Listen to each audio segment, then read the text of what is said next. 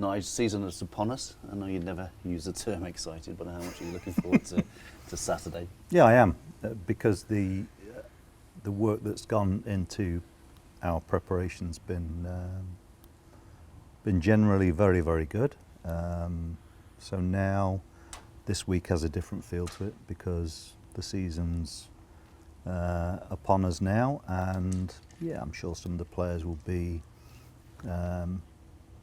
very unsure as to where they sit in it, but others will know that they're very close to being in the starting 11, and I think this is where it's always a very important part of our sort of week, if you like, where players get a feeling of where they are, but also they also recognise that they have to be in the right place for the group, for the team, and that's the most important thing. So the work we do now is all and the work that we have done throughout the 6 weeks is all for this sort of opening day. So let's hope we get it right.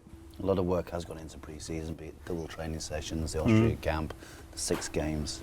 How ready are we? Well, as ready as we can be. I mean, that's the obvious answer, just because the fitness levels are good. Our performances in the games have been, I think, of a standard which give us confidence that we are working very well together as a group. But of course, the acid test is always how you perform under pressure during the matches. We did some business early. Cal, Mark, Kane Wilson. That early integration, has that helped? Yeah, without doubt, for 2 reasons, and firstly for them integrating into the group and us to be able to work at the types of things that we want to work at. You know, that's vitally important, but also just because of the numbers. You know, we don't have a big squad, but at least what we have been able to do is develop a group ethic, and I think that's very important for us. But a highly motivated and professional group of players, Nigel. You can only pick 11, 18 in the matchday squad. How do you manage that expectation of them? Because they'll all want to play on Saturday. Yeah, but they have to manage it. So do you have to have conversations with them? With some of them, possibly, yeah. But no, they just have to manage it. And what they will also recognise is that because of exactly what I've said before about the numbers that we have, opportunities will be there. And players always have to be ready for taking opportunities when they come. So yeah, I don't overthink that as an element. It's, if we talk about having a collective, a group ethic, the reality of what that actually means is we have to live that as well. We have to we have to be able to deal with disappointment, because disappointment is a part of professional sport. Nigel, how's the squad fitness, in particular Kane Wilson, who missed the Bournemouth game? Yeah, Kane's out on the grass again today, so he'll be in contention. Cam Pring's actually back out on the grass again today too. So, you know, we're making some progress there, and our availability's pretty good, apart from, you know, the likes of Antoine and Thomas, which is, you know, we're still a little bit unsure at what the timescales are, but yeah, they're doing okay. From the outside, Hull City haven't had a great pre-season. Injuries, results, obviously the 5-0 at the end of last season. Are you expecting quite a different Hull City team?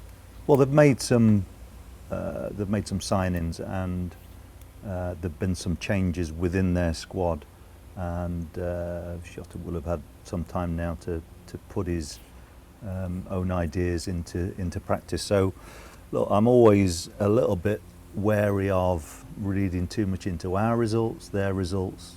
Come the opening day of the season, it will be competitive, and we need to make sure our game is in good nick, so to speak.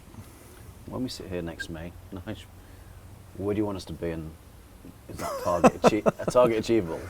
Look, we need a really positive season. I don't know what that will equate to, but the players and staff are very much in a frame of mind where we are ambitious and optimistic for this year, and we want to be in the promotion hunt. Whether that's achievable or not remains to be seen, but we'll give it a good go. Just a word on the Euros, Nigel. Yeah. We're here in the stand. It's where City men I'm going to get wet in a minute. and women Yeah. train. How much progress has been made in the women's game, do you think? Well, I think there's been visible progress, and I think speak to Lauren and players and staff. You know, it's.